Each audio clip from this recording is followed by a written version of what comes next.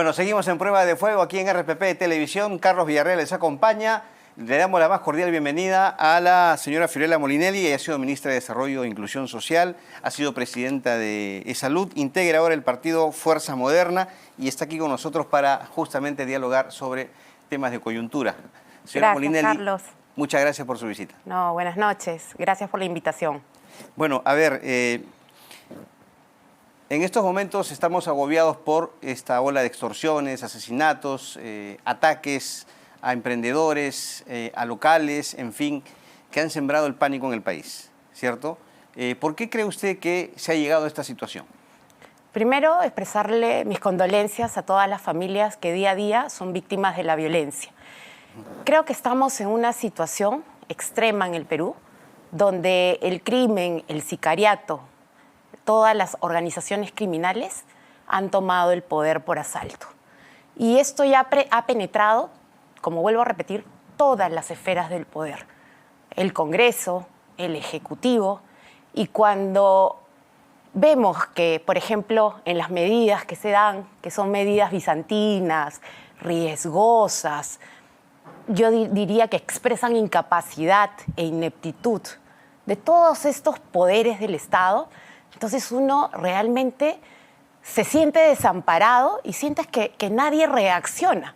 Nosotros, dentro de Fuerza Moderna, hemos comenzado con un decálogo de propuestas concretas para, digamos, abordar el tema de inseguridad ciudadana en el Perú, que ya no es solamente un tema de inseguridad ciudadana, sino que ya estamos en una guerra donde el crimen nos ha tomado y se ha apropiado de todo nuestro territorio. Hablemos de cada poder del Estado, de la responsabilidad de cada poder del Estado. Comencemos por el Poder Ejecutivo. Sí. El gobierno. La de presidenta acuerdo. Boluarte.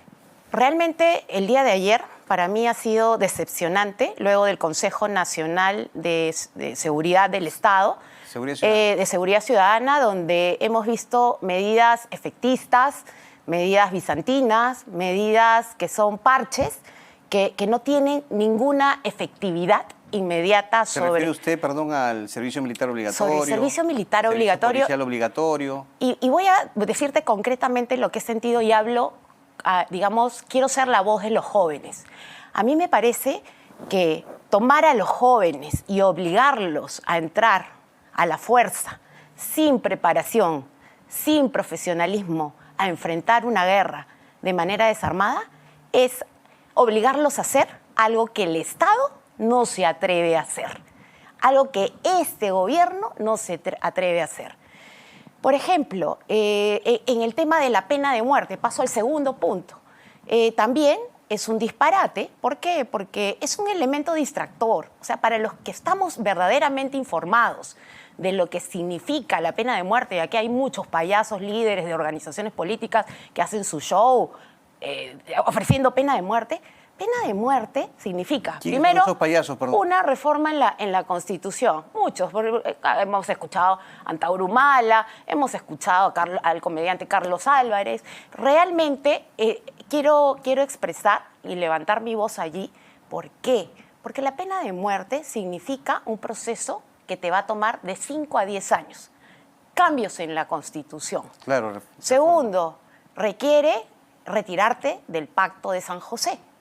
Cambio en la Constitución son 2 legislaturas. Retirarte del Pacto de San José, no menos de un año. Sí. Cambio en el Código Procesal Penal, cambio en el Código Penal y todo el mecanismo nuevo que hay que crear para viabilizar eso. Estamos hablando de 5 a 10 años. En esos 5 a 10 años, ¿cuántas vidas, cuántas muertes tienen que correr por toda esa temporada? ¿El Congreso debe censurar a Santibáñez? Esta censura va a ser extemporánea. O sea, estamos viendo que para los congresistas la vida de un peruano vale nada, vale cero, ¿no? Esta es una censura extemporánea donde yo creo que ya ni hace falta que se pronuncien los congresistas, porque el pueblo hoy día se está pronunciando. Se han pronunciado los artistas, se han pronunciado... Claro, pero la censura efectiva la hace el Congreso. Sí, pero estamos llegando a un punto en donde Dina Boluarte se quiere tirar al hombro, cargar con un ministro que además la población lo rechaza por completo, además de rechazarla a ella, rechaza a este ministro, que además ha convocado una marcha el día viernes y en donde ya estamos hartos de un año de tremenda ineptitud, incapacidad. No han habido medidas concretas. Ellos tienen en sus manos una serie de medidas que podrían dar. La propia norma de contrataciones con el Estado, dentro de las causales de emergencia, establece las situaciones donde peligra la vida de las personas. Y esta es una situación clara. Por ejemplo, ¿por qué no han sacado decretos de urgencia concretos para comenzar a agilizar la construcción de cárceles? Porque las cárceles hoy en día son los espacios del delivery, de la extorsión y el sicariato. ¿Por qué no han sacado un presupuesto especial para la reforma de justicia, la fiscalía y la policía? Por ejemplo, se necesitan unidades de flagrancia donde estén integrados estos tres sistemas, pero además con laboratorios, carceletas, normas claras, integración, inteligencia, que hoy no existe. Quería ahora hablar de la responsabilidad de otro poder del Estado, el Congreso. Han habido algunas normas que han ido justamente en contra de esta, diríamos, lucha contra la criminalidad. ¿Cuál es su evaluación en ese sentido del Congreso? A ver, lo que hemos visto en este tiempo es 12 leyes concretas donde lo que se ha sacado, se ha aprobado es impunidad a favor del crimen organizado. O sea, han sido normas clarísimas, el tema de la detención preliminar, la ley Soto. Hemos tenido una serie de normas y medidas que lo que han hecho es proteger a las organizaciones criminales, la tala ilegal, la minería ilegal, todo lo que es el narcotráfico. Hemos visto normas que además favorecen cuestiones personales de congresistas que hoy están involucrados en estos procesos. Ahora, justamente le comentaba esto al general Morán, nuestro anterior invitado. Con esta situación de la moción de censura a Santibáñez, por ejemplo, José Cueto ha dicho que han convertido al cantante de Armonía 10, asesinado hace unos días nada más, en una especie de Inti y Brian, ¿no? Los que fallecieron en las protestas, estos jóvenes, para sacar a Santibáñez y luego vacar a Dina Boluarte. ¿Cuál es su opinión respecto a esta hipótesis del congresista Cueto? Es un pronunciamiento miserable que refleja la pobreza de espíritu respecto al valor de la vida de un peruano. Lamento muchísimo que personas como el señor Cueto dejen tan mal a la Marina de Guerra del Perú. Yo creo que es un elemento de vergüenza hoy en día, pero sobre todo refleja lo que hoy miles de peruanos sentimos, el desprecio hacia la vida de los congresistas hacia los peruanos, bodegueros, mototaxistas, barberos, personas que todos los días están tratando de sacar adelante su negocio, pero que son víctimas de la extorsión y que lo único que piden es déjennos ir a trabajar tranquilos, en paz, que nuestros hijos no corran peligro, que nuestros padres no corran peligro, que podamos por lo menos llevar un pan a la casa. Esto ya no es un tema solamente de la toma y la captura del poder por estas organizaciones criminales, sino que han invadido toda esta situación real donde a los pequeños trabajadores ya no los dejan vivir en paz. ¿Pero cree usted que efectivamente, o sea, la meta es vacar a la presidenta? A mí me parece que a estas alturas Dina Boluarte ha sido tomada y está, digamos, siendo cuestionada por una serie de indicios de corrupción, claro, que no la dejan actuar primero con coherencia, con efectividad, con sensatez. Es una persona que ha demostrado que sus prioridades no son las del país, sino las de sus cirugías, sus Rolex, sus Waikis. Es una persona que acaba de convocar solamente para la foto a un pequeño petit comité cuando las reformas se refiere al puerto de guerra contra la delincuencia. O sea, que se deje de engañar a los peruanos. Necesitamos que los militares profesionales, porque estamos en una guerra, esto ya no es un tema de inseguridad ciudadana, los policías no se dan abasto. Necesitamos que los militares profesionalizados estén en Trujillo, Madre de Dios, en Tumbes, que haya una verdadera modernización. Le preguntabas al señor Morán, la SUCAMEC, que es la que provee el armamento, ¿qué tráfico de armas están dando? Deben haber compensaciones inmediatas, reales. Pero hay también quienes están en desacuerdo con esto porque consideran que los militares no están preparados, entrenados para una labor que realiza la Policía Nacional. Lo ¿Cree usted que esa es una desventaja? Los militares están entrenados para la guerra. Eso es lo claro y lo sensato. Los militares y la política de Estado de Defensa Nacional es, los militares están entrenados para la guerra. Y hoy no estamos en un simple momento de inseguridad ciudadana. Estamos en la guerra declarada por el crimen organizado, por este crimen transnacional que ha tomado nuestro país. ¿Vemos acaso que la presidenta dirige la expulsión de criminales internacionales? Todos los días debería estar anunciando el decreto de urgencia para la construcción inmediata de un penal para los criminales de alto riesgo en nuestro país. Debería estar anunciando ahorita mismo los presupuestos y la creación de una comisión especial de alto nivel para la reforma de justicia. No más jueces provisionales. Tenemos que tener jueces titulares. Tenemos que trabajar organizadamente entre la Fiscalía, la Policía y el Poder Judicial. Tenemos que mirar con seriedad medidas que son de corto plazo. Hay de largo plazo también, pero se necesitan cosas que se pueden hacer hoy. Ahora hablemos del Poder Judicial, del Ministerio Público. ¿Cuál es la responsabilidad que han tenido también en esta situación de inseguridad? Porque ese ha sido el punto crítico o la principal crítica hacia la Fiscalía y hacia el Poder Judicial, que la policía captura delincuentes y allá los liberan.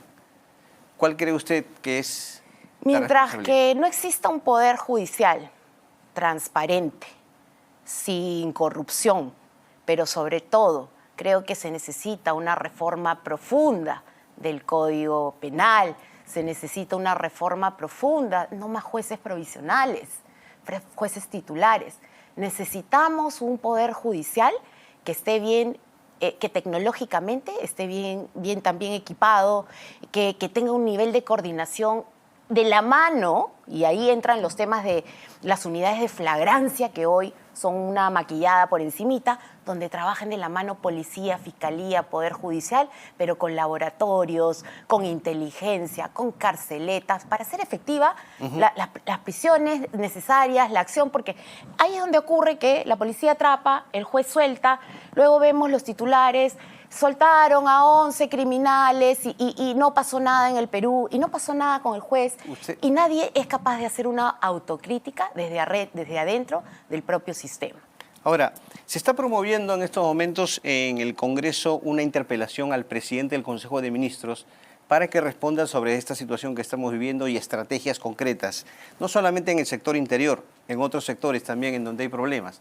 Claro que la inseguridad es, creo yo, el principal en este momento. ¿Usted está de acuerdo con una interpelación al Premier? Sí, yo creo que el Premier ya debe haberse ido a su casa hace rato. ¿Por qué? Porque además estamos viendo que es un Premier que lo único que hace es avalar las inconductas de sus propios ministros.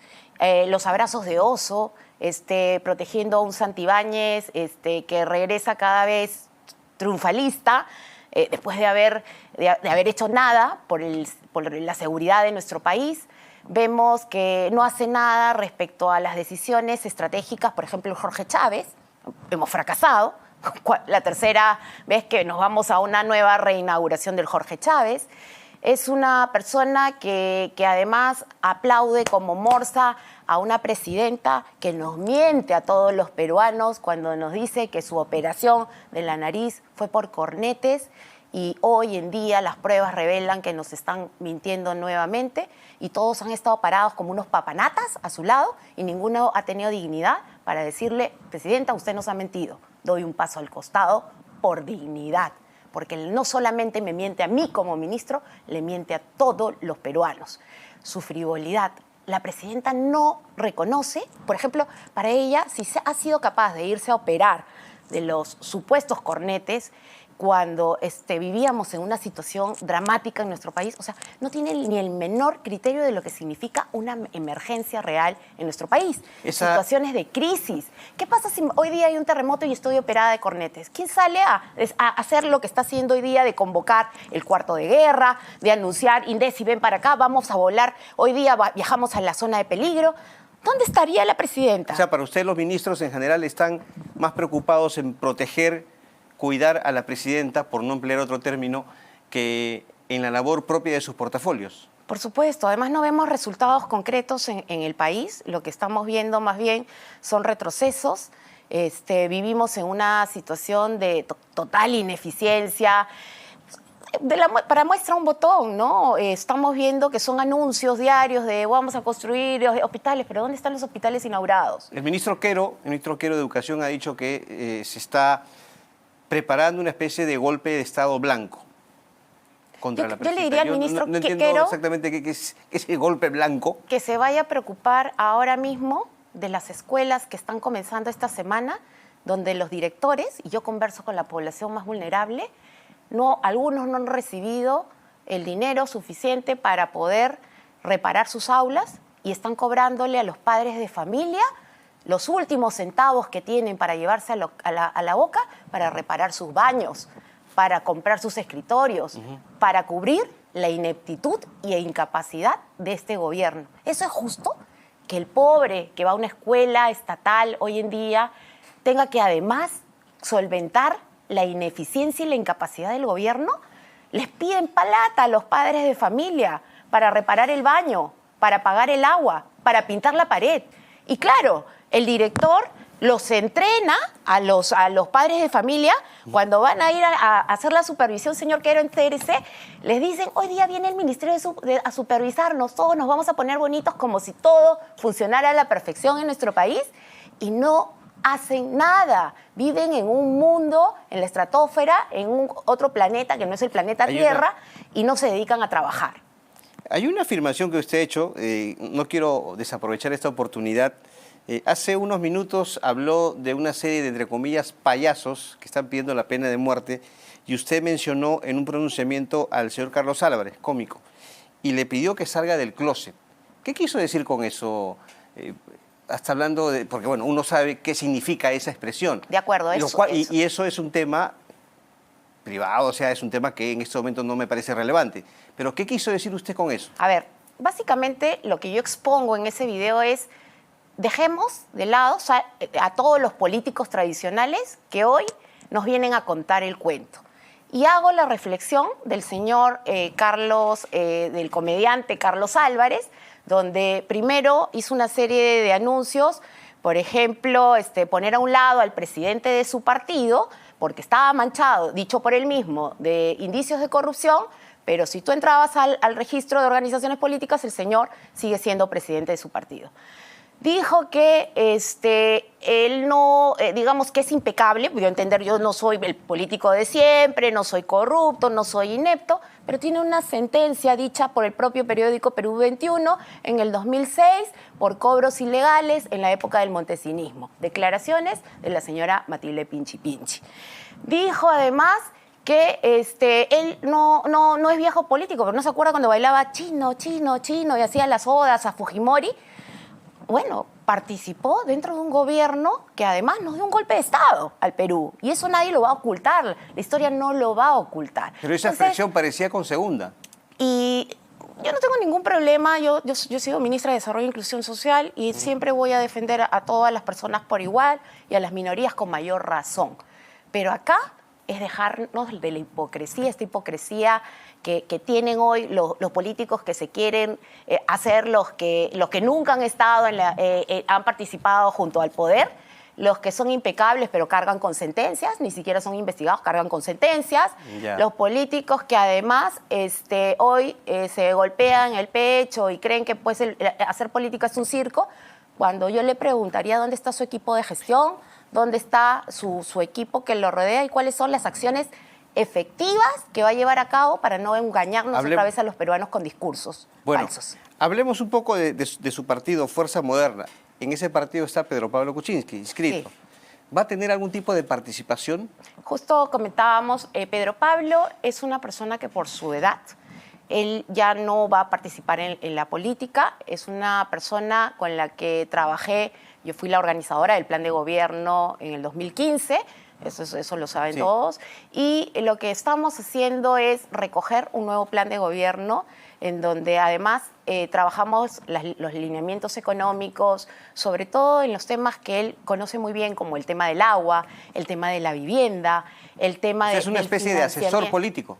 Es un asesor en temas económicos. Económicos. Que además está escribiendo hoy en día, voy a comentar una pequeña infidencia, un segundo libro sobre las acciones que han quedado pendientes en nuestro país. Las estamos conversando, las estamos mejorando para ofrecerle al Perú un verdadero cambio y medidas que realmente incidan y cambien la vida de los peruanos. ¿Qué opinas sobre la intención del Congreso de inhabilitar a Martín Vizcarra y Salvador del Solar?